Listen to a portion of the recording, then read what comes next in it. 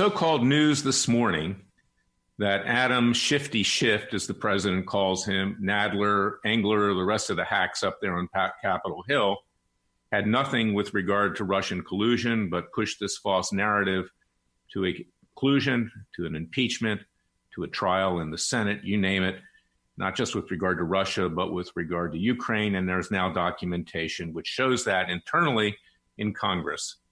Now, no surprise, Congress has become an irrelevant clown show. They do nothing. They just make noise. They politic. They stuff money into their pockets. And who helps them do that? But the cable news networks. If you're on the left, you go to CNN or you go to MSNBC.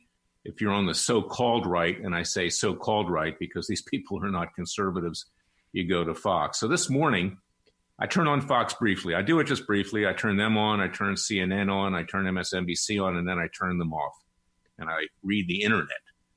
Because Fox is now promoting on Fox and Friends that, again, there's going to be justice, that heads are going to roll, that John Durham, who was appointed by the worthless blowhard Attorney General Bill Barr, is going to actually do something now. Well, you know what? I've been doing this for 25 years, and nothing ever happens to the higher-ups, to the elites. They protect each other. The Democrats protect the Republicans protect the others. They just go on cable news to raise money for their own reelection, stuffing money into their pockets all the way to the bank and gathering more and more power. Go to Washington, D.C., when this coronavirus hopefully subsides someday, and walk the halls of the House of Representatives and Senate. See them in their $3,000 to $5,000 silk suits with silk Italian ties, their gold cufflinks, prancing about as if they're the new American nobility. Well, we know what happened to the nobility in the court of Versailles in France and also in England. They didn't meet a happy fate, and I'm not suggesting that. We need to wage a new revolution peacefully and legally. And what are they doing other than making noise with regard to the coronavirus known as COVID-19? Oh, we're going to have legislation to hold the Chinese accountable. We're going to remove their immunity. We're going to not do business with them. This is even Senator Tom Cotton, who was in the military, who I don't despise, one of the few I don't up there, but that's a sham. What you have to do is take matters into your own peaceful and legal hands. And that is join Freedom Watch's class action lawsuit in Dallas, Texas. We're going to be filing other ones around the country as well. I'm taking named putative defendants to see if you qualify to be a plaintiff. We're not asking to take any of the damages or anything. This is a public interest aspect of it. And hopefully, if we're successful, you'll reap the benefit, the American people and our country. And we also have our criminal case in The Hague, Holland, where at the International Criminal Court, we're asking them to investigate. Now, every single day, there's more information that this was a bioweapon. Now, there was an article yesterday that the virus is morphing to the point that the currently developed vaccines may not even apply. They may not even work with the way this thing morphs. And we know from certain experts, and we're gathering those experts, that there was HIV injected into this virus. It is a manufactured virus. Does anybody doubt that? So why is the president and why are others protecting China? What do they have on our politicians other than the fact that they supply medicines and things like that? Why are we pulling our punches with regard to China from our governmental standpoint? And that was my message yesterday. You can't believe anything the government says anymore. We know that. So we have to ourselves get discovery. We have to take action. We can't sit back. And my colleagues in Israel, they're really, busting what to get to the truth here. They're even working against Prime Minister Netanyahu now. Not that they dislike him, but Netanyahu's covering for the Chinese too, and he knows what went on.